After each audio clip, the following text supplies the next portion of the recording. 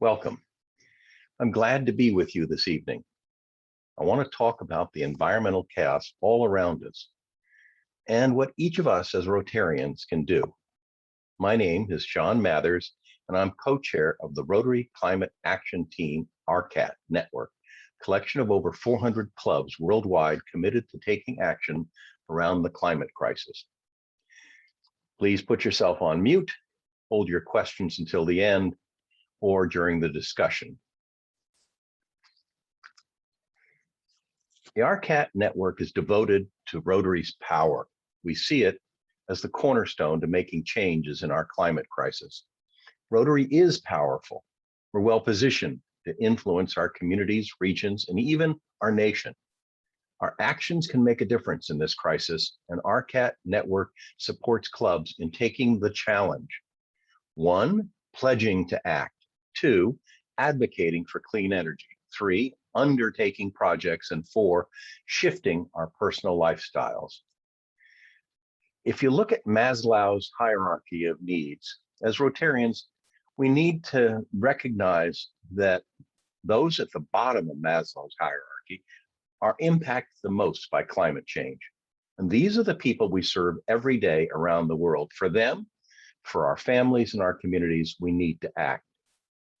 So this evening is an opportunity to briefly look at a very complex issue, consider what clubs can do, hear from clubs about what actions they're taking, especially the Rotary Club of Global Action and the Rotary Club of San Mateo, and look at individual actions and consider some resources.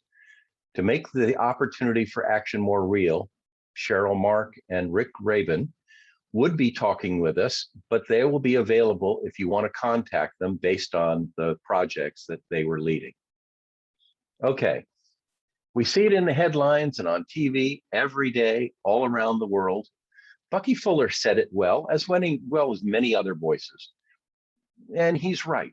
We need to see our fate as interconnected, not as separate. And Rotary is the perfect position to do that. Severe storms, floods, fires, drought, glacial melt, a tidal rise, ocean acidification, changes in the global ocean currents, the jet stream, mass extinction events. The United Nations Intergovernmental Panel on Climate Change, IPCC, report came out in preparation for COP26 Paris Accord meeting in Glasgow. It's 4,000 pages, and it's very direct and dark. Here are some of the basic conclusions. Challenges are systemic, woven into the very fabric of daily life. Those least responsible for the global crisis will suffer disproportionately. The worst is yet to come, affecting our children and grandchildren's lives much more than our own. Life on Earth can recover from a drastic climate shift by evolving into new species and creating new ecosystems. Humans cannot. We're approaching various negative tipping points all around us, and linked together, they or a subset could lead to extinction of humankind. We all know about the loss of glaciers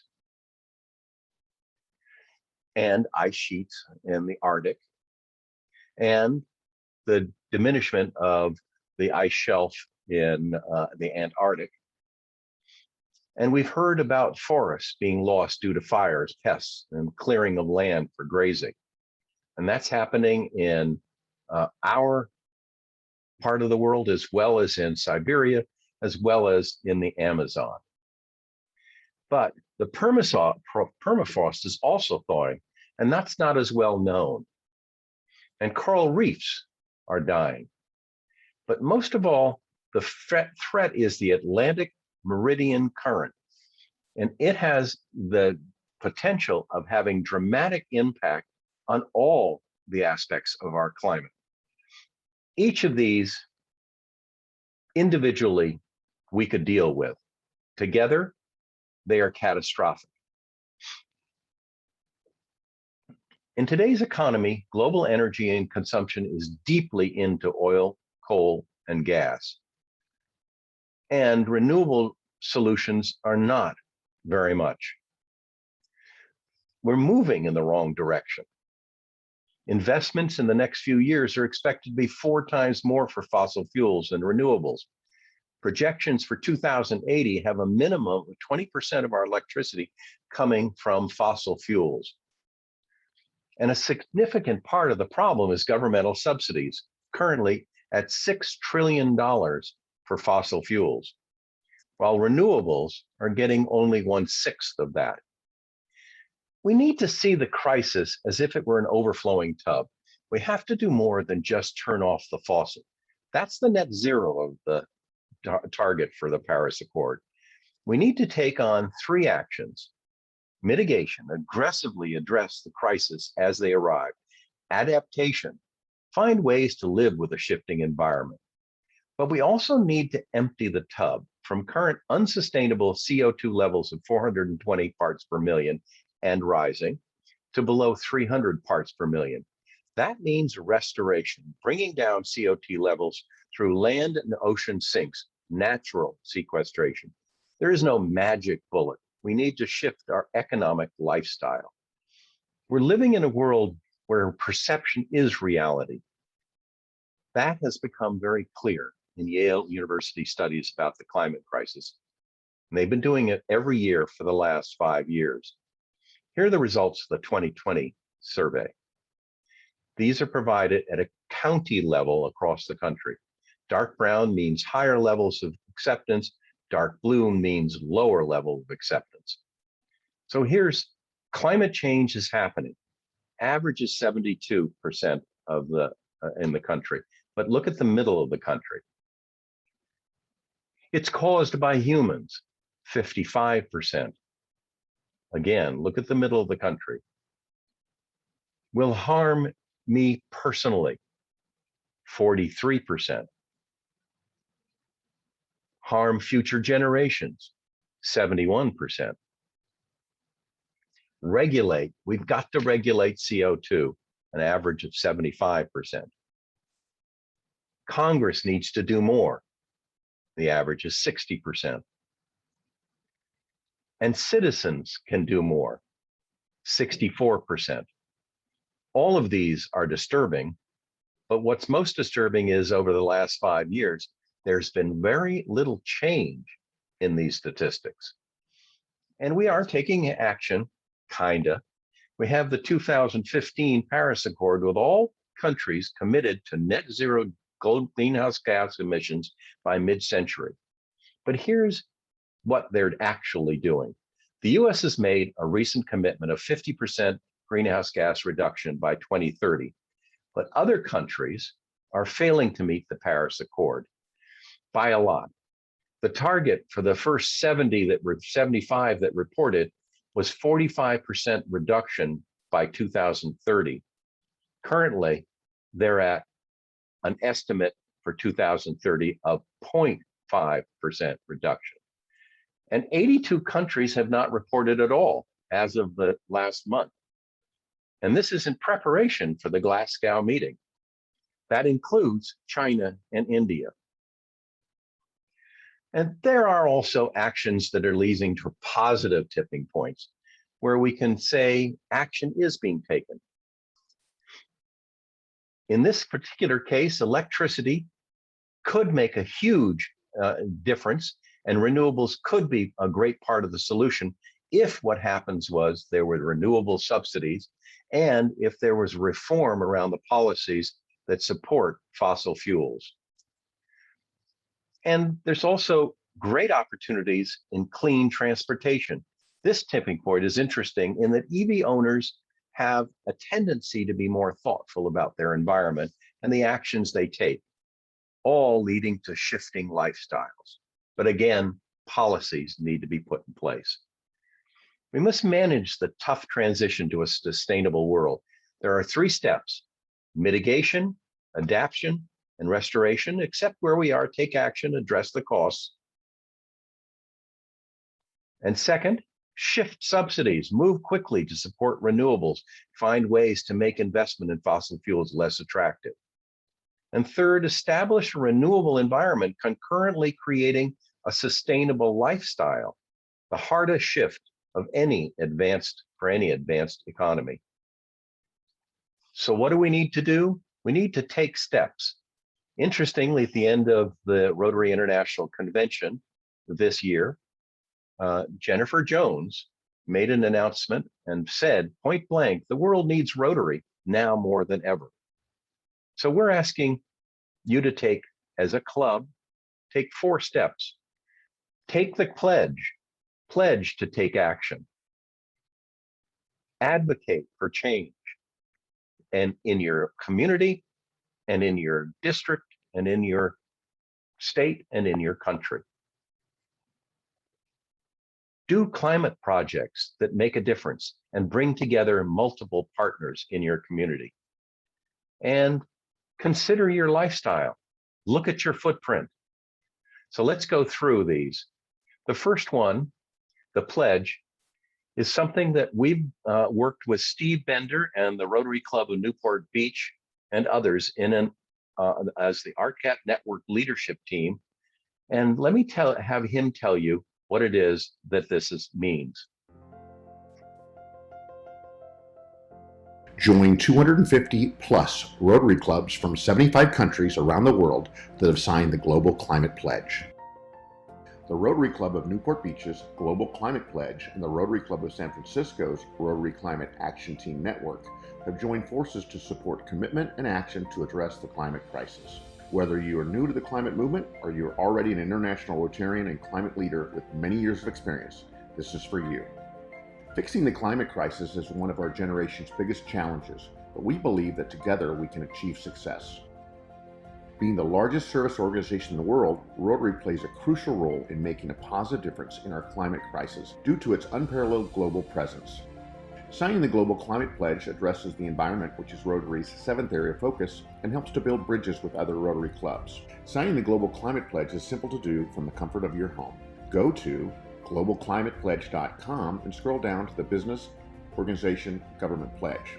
Fill out the necessary information on behalf of your club and then select at least one new climate action your club will implement, such as support and partner with a local climate organization, provide information to the community or your members regarding climate change, encourage individual club members to sign the pledge as we have a pledge for individuals only, start a recycling program, or whichever commitment works best for your club. Rotary has a long history of tackling big challenges. We were successful with polio, and we will be successful in creating climate peace as well. Join the Rotary Climate Action Team and sign the Global Climate Pledge. We and all of our clubs look forward to working with you. So Steve said 280. I think we're closer to 300, but also individual pledges. And there's been 275,000 of them. And those organizations that they are represented 1.3 billion people. So if your club has not pledged, please do. Second is advocate. Every city and county has a plan. Get a copy of it, look at it, see how it's doing, and where the club might be able to help. And if you want to go further, join the Rotary group within Citizens Climate Lobby and advocate for specific legislation in the state and in the country. The science is clear and has been communicated for the past 30 years, and still we're not moving in the right direction. I don't get depressed, I get angry. What are the systems that determine the state of the planet? This is about us. It is about our future. All is not well with our planet. As we increase our pressures on Earth, we are now crossing irreversible tipping points. Take the opportunity to watch David Attenborough's recent Netflix film on breaking boundaries, the science of our planet, and consider the critical issues your club is interested in based on your experience, your skills, and connection. And also consider the data and ideas from Project Drawdown. It's a coalition of scientists, researchers, and advisors from all over the world with a goal of providing 100 solutions to reverse global warming. Download the free Drawdown review to identify projects of interest. As examples, we have 2 different projects. The first is the Rotary Club of San Mateo and Rick Raven, and the project is Energize San Mateo. Here's a brief update on what he's doing.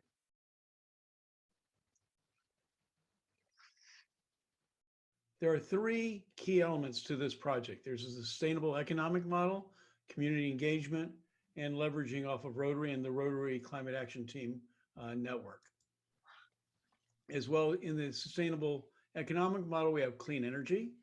We are looking at reemploying those who have lost their jobs in positions that require skills that command prevailing wage. There's the increased long-term strategic value to the community. In community engagement, we're collaborating with pioneering individuals and organizations. We're trying to make sure they understand we're not the new kids coming up with great new ideas, but really leveraging off of all the hard work that they've done, really extending it further. We're involving schools and like-minded organizations to really build deep ties in the community, as well as we believe this will build awareness of the value of service organizations, and Rotary in particular. As far as the leveraging, we have the value of the Rotary brand, which opens all doors to us, as well as through the network, accelerating the impact through communities, groups, other clubs throughout the country or throughout the world.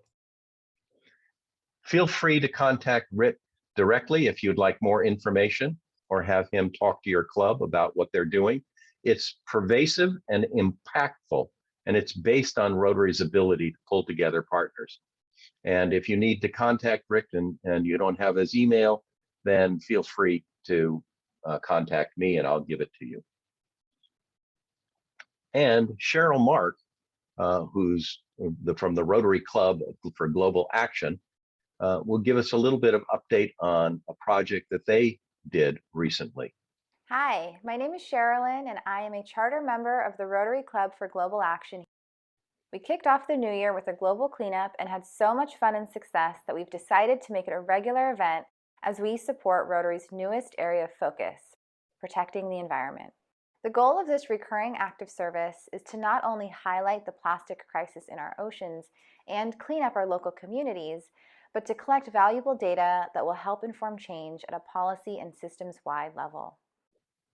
So we started this project New Year's Day. It was to do a global cleanup around the world. For Earth Day, we've already had cleanups that happened in Kenya this week. Hi everyone, Agnes here from Kenya, Masai Mara. I and my house believe every day is Earth Day. And we had a cleanup in Pakistan this morning. Hi, this is Sidra from Karachi, Pakistan. Hi, I'm Radhika from Karachi, Pakistan. And we are protecting the environment. In London this morning, another cleanup in Canada earlier this week. And I know we've got another one in Oakland this afternoon and some other ones happening around the world today. During our cleanups on New Year's Day and Earth Day, the Rotary Club for Global Action, along with help from Rotarians and non-Rotarians around the world, collected over 1.1 tons of trash, preventing over 10,000 pieces of garbage from reaching our waterways and ultimately our oceans. Over 60 different cleanups were done worldwide across 6 continents and 8 countries, with over 200 people participating. Please feel free to contact me and I'll give you Sherilyn's email address. I think the work they're doing is fantastic and they have a wonderful sense of where they can go and what they can do on a broad scale. Thank you, Rick and Sherilyn, for your projects and for your participation. And there are plenty of projects, ideas out there. You've seen a couple of them. Here are just a few more. Of particular note is EV Ride Drive. As I pointed out earlier, it is a tipping point. It turns out that EVs, in fact, are loved. And if people who drive them love to talk about them. And because total electric is much, much less of an impact on emissions, it's worth understanding more about them and sharing that with other people. So here's an example of this kind of a project. You know, you partner with other Rotary clubs and district Rotaractors. You arrange an EV sales organizations like Tesla, Ford, GM, or VW to be there, or just depend on EV owners. As I said, they love to tell their story. Get support from local government based on their clean energy plan and include other environmental groups. It's fun, it's not hard to put together, And a recent California study of 4,000 visitors to ride drive events showed that an amazing 98% say they'll buy or plan to buy electric. And lastly, we need to focus on our lifestyle. As an advanced economy, we have an addiction to consumption. Consider our holiday season. Lights, trees, shopping, packages, trash, exploding our carbon footprint. Did you know that we spend $2.6 billion on wrapping paper alone, all for a gift? Studies show that we do it for various reasons: stress, desire, social status, advertising. We're polluting at a rate of 100 times the poorest nations. This is just not sustainable. And consider animal agriculture. It's 15% of the world's greenhouse gas emissions. And here are the few of the biggest producers in the world: USA, Brazil, EU, and China. And China is moving swiftly to raise more cattle as beef becomes a status symbol. Did you know that if cows were a country, they would be the third largest greenhouse gas polluter in the world? Viewed based on our carbon footprint, many countries are out of whack. The average US citizen requires 22 acres to offset the carbon they produce. That's 16 tons of greenhouse gases versus the average globally of 4 tons. And to put it into perspective, China is the #1 overall emitter of greenhouse gases, and the US second, and India third. So what can we do? Offset your travel and look at your footprint. Use one of the great tools available. Go to our website, access those resources.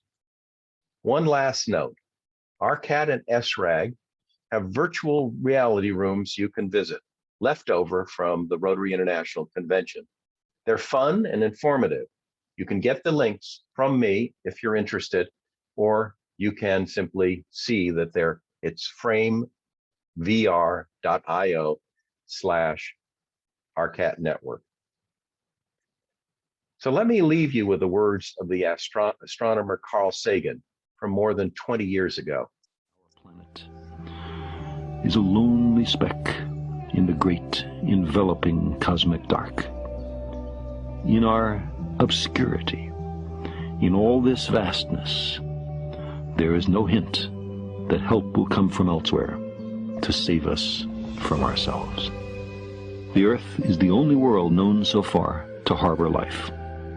There is nowhere else, at least in the near future, to which our species could migrate. Visit? Yes. Settle? Not yet. Like it or not, for the moment, the Earth is where we make our stand. It has been said that astronomy is a humbling and character-building experience. There is perhaps no better demonstration of the folly of human conceits than this distant image of our tiny world. To me, it underscores our responsibility to deal more kindly with one another and to preserve and cherish the pale blue dot, the only home we've ever known. So please take action, sign the pledge, advocate in your community and beyond. Take on projects that make a difference. Consider your lifestyle and your footprint. Join the network. Please use your voice, your vote, your actions as we address this existential crisis. Speak truth to power like your world depends on it, because your world depends on it. Thank you.